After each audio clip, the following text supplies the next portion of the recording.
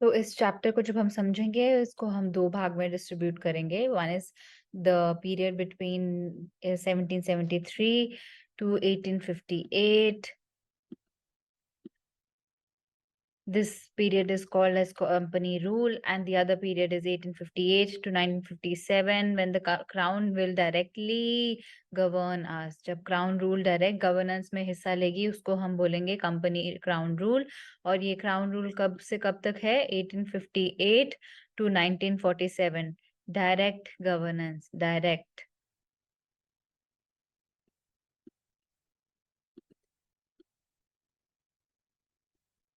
Yeah, understood? All clear? सो अभी हम करेंगे रेगुलेटिंग एक्ट ऑफ 1773. जो रेगुलेटिंग एक्ट है of 1773, this becomes important from the perspective of 3 points.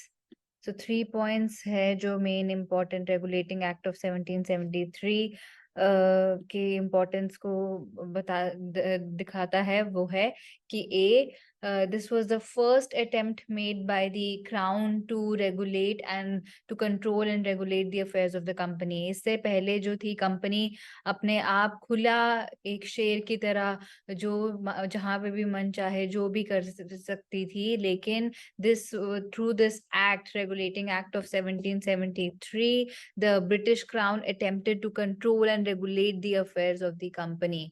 It asked the court of directors. So जो court of directors थे, जो main उनकी governing body थी, so court of directors had to report to the crown. उनको reporting देनी थी crown को regarding all its military, political and revenue affairs of the company within India.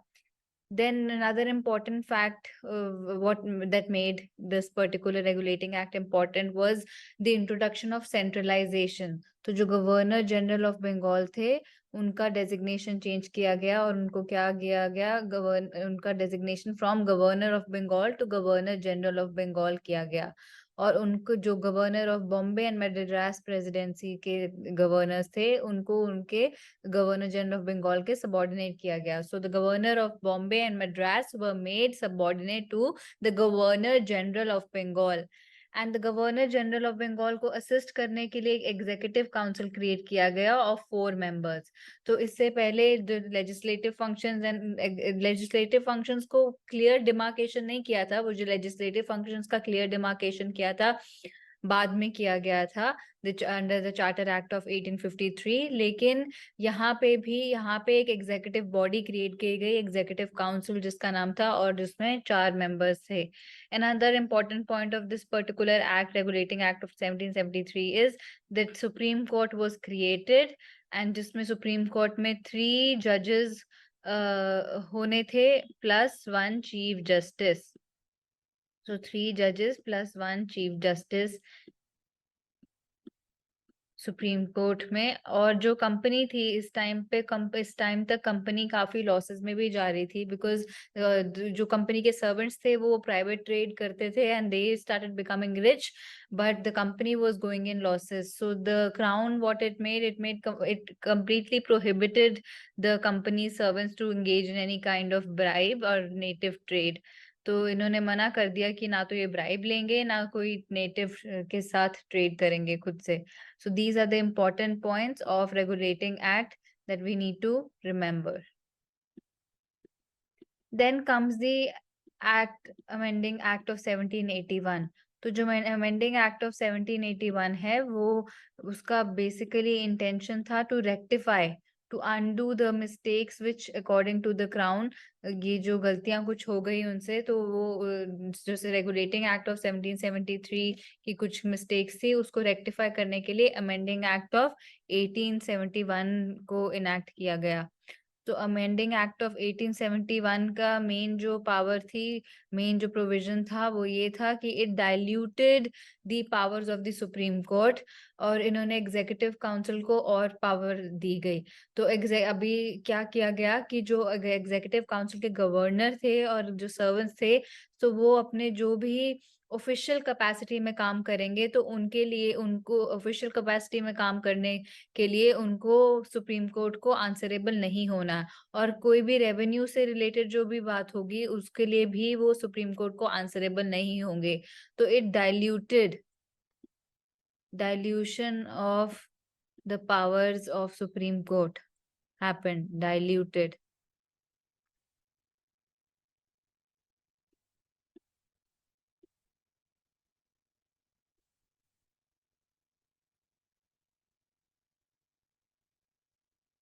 लेकिन supreme court के जुरिस्डिक्शन बढ़ाई गई। सो अभी सुप्रीम कोर्ट की जुरिस्डिक्शन कैलकाटा के प्रोविंस के लिए की गई, उनको जुरिस्डिक्शन दी गई। और ऐसा भी कहा गया कि अब जो कैलकाटा जो सुप्रीम कोर्ट है वो हिंदूज पर्सनल लॉ से ट्राई करेंगे। So the Hindus would be tried as per the Hindus law and Mohammed Muslims would be tried as per the Mohammedan law. Then comes the Pitt's India Act of 1784. तो Pitt's India Act ने double government introduce करी, dual government. Dual government.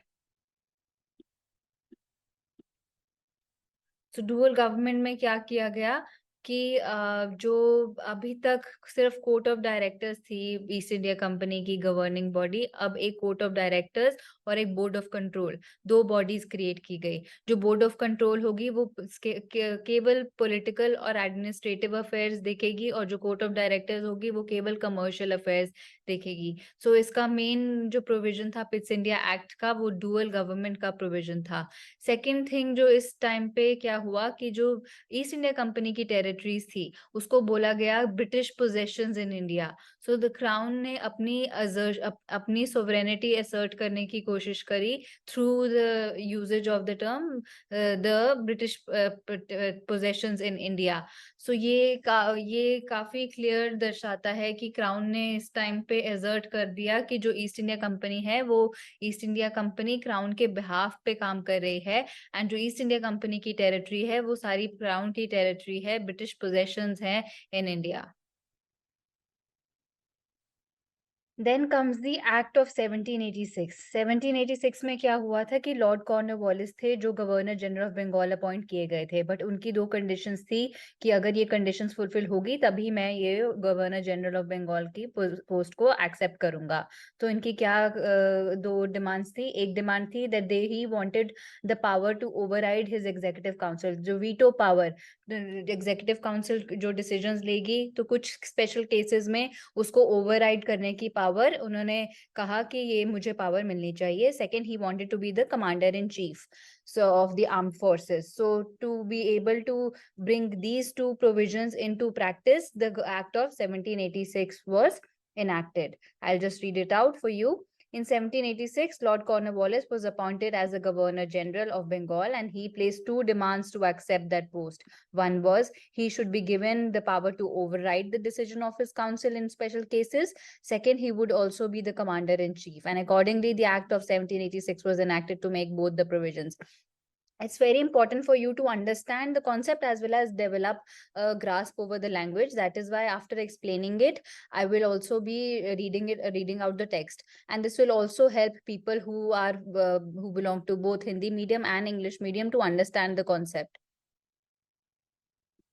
All right. Then comes the Charter Act of 1813. So now Charter Act of 1813, it also had certain important provisions. What are these important provisions? It extended the power of the power to override the decision of the council. So it extended that power to all the future governor generals. It extended the overriding power given to Lord Cornwallis of his council to all the future governor generals and also the governors of presidencies. So जो veto power थी to veto the decisions in special cases वो अब पहले Lord Cornwallis को दी गई, but अब से all the future governor generals would be getting it as well as the governors of presidencies. But उन्होंने कहा था कि इस एक्ट का एक इम्पोर्टेंट डिफरेंट प्रोविजन था पिछले प्रोविजन से। पिछले प्रोविजन में हमने ये पढ़ा, पिछले एक्ट में हमने ये पढ़ा कि जो लॉर्ड कॉर्नवालिस थे वो ही कमांडर इन चीफ होंगे, बट ये वाला प्रोविजन अब नहीं था, फ्यूचर गवर्नर जनरल्स को ये अप्लाई नहीं कर रहा था। That is the distinction, so you remember that. In fact, it provided that the commander-in-chief was not to be a member of the Governor-General's Council unless he was appointed. तो जो commander in chief थे वो governor general in council के member नहीं होने चाहिए, कोई बाहर से पर्सन होने चाहिए, unless and until it is specially provided for. Then it extended the trade monopoly. तो कंपनी की ट्रेड मोनोपोली 20 years से फर्दर एक्सटेंड हुई गई. It gave the Governor General more powers and control over the governments of subordinate presidencies of Bombay and Madras. So अब जो Governor General थे बंगाल को, पहले Regulating Act of 1773 में हमने देखा कि कैसे Governor of Madras and Bombay presidencies को Governor General of Bengal के subordinate किया गया. So Charter Act of 1793, it made it made the it strengthened the control. It gave more powers to the governor of Bengal over the presidencies of Madras and Bombay. और एक और important provision था कि जो board of control थी, जो main governing body जिसका काम था पूरा पॉलिटिकल एंड एडमिनिस्ट्रेटिव फंक्शंस देखना ईस्ट इंडिया कंपनी के, उसका बोर्ड ऑफ कंट्रोल का और उसके स्टाफ को अब जो सैलरीज पे की जाएगी वो इंडियन रेवेन्यू से पे होगी. This is an important point. All right. So it laid down that the members of the Board of Control and their staff were henceforth to be paid out of the Indian revenues. Charter Act of 1793. Then comes the Charter Act of 1813. So now it abolished the trade monopoly. Earlier, the trade monopoly was extended, but for 20 years in 1793, now trade monopoly was abolished by the Charter Act of 1813. But and the trade was, this means that the trade was now thrown open to all the British merchants. Any British merchant could now come to India and engage in trade. It was no more a monopoly of the East India Company. But दो चीजें थी, trade with China and trade in T, जिसपे अभी भी company की monopoly थी. So trade in China and trade with China and trade in tea was still a monopoly of the company. Then it asserted the sovereignty of the British Crown over the company's territories in India. So दोबारा से एक बारी company's territory का reference आया गया कि जो company की territories थी वो British possessions थी, British की possessions थी in India. So once again the sovereignty was asserted.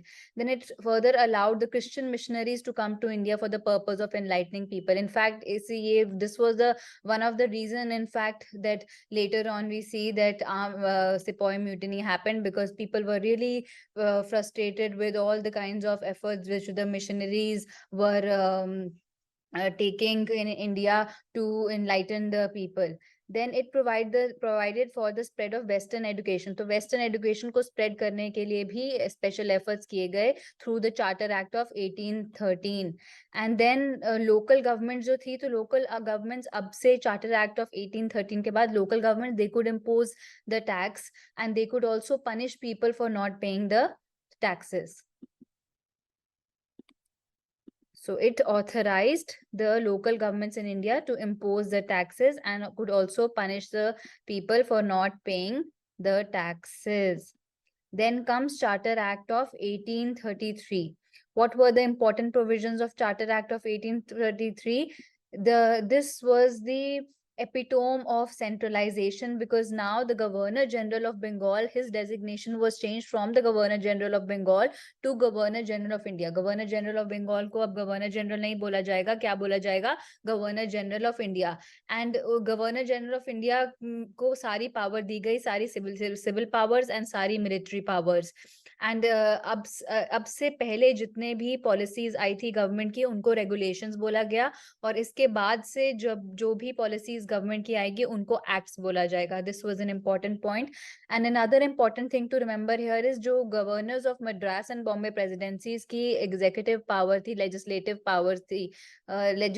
powers थी especially, they were deprived of that. So it deprived the governor of Bombay and Madras of their legislative powers, and the Governor General of India was given exclusive legislative powers for the British India. So उनकी जो law making powers थी वो सारी एक governor general को दी गई, सारी civil powers दी गई, सारी military powers दी गई, and जो governor of Bengal, Bombay and Madras presidencies की legislative powers ली गई. We have already discussed this. The laws made under the previous acts were called as regulation, and while the laws made under this act were called as acts. Then it ended the activities of East India Company as a commercial body. So East India Company was no more a commercial body, no more had political functions. It was purely an administrative body now, which became a purely administrative body. उनका काम सिर्फ administration देखना हुआ कि कैसे execute करनी है government की policies in India. And it provided that the company's territories were held by it in trust for His Majesty, his heirs and successors. So we see now how complete through this word that the property will be held by them in trust for His Majesty. वो Britishers के लिए trust पे उन्होंने रखी है. This provision shows how sovereignty on property is exercised by the British Crown. Then this particular Charter Act also tried to introduce open competitive exam for civil services, but क्योंकि objection आया तो ये हो नहीं पाया. This was introduced by the next act, which is the Charter Act of 1853. So let us go ahead. Charter Act of 1853. So Charter Act ने पहली बारी एक legislation को एक exclusive function दिया गया. So it for the first time it separated the legislative and the executive functions of the Governor General Council. Legislation was made like a special function, and one organ was created, Indian Legislative Council, just like and it would function as a mini parliament. Then it introduced open competition system for selection and recruitment of civil servants. So Charter Act of 1853 ने introduce करा कि कैसे अब जो है civil servants, they could now sit for the exam. Open competition होगा, जो they could sit for the exam, appear for the exam, and then get their services. It was thrown open. Then it extended the company's rule and allowed the company to retain the possession of Indian territories, but it did not specify any period, unlike the previous. So अभी period नहीं बताया गया था, तो it made it very clear that कभी भी Britishers का, कभी भी East India Company का को completely collapse किया जा सकता है. बस वो अब ये बोला गया था कि जो East India Company है वो British Crown के लिए property जो उनकी है सारी territory वो in trust maintain करके रखेगी. फिर लोकल रिप्रेजेंटेशन भी हुआ इस एक्ट के द्वारा इंडियन लेजिस्लेटिव काउंसिल में. जो 6 members introduce, 6 Indian legislative council में 6 मेंबर्स थे, तो 6 मेंबर्स से 4 मेंबर लोकल रिप्रेजेंटेशन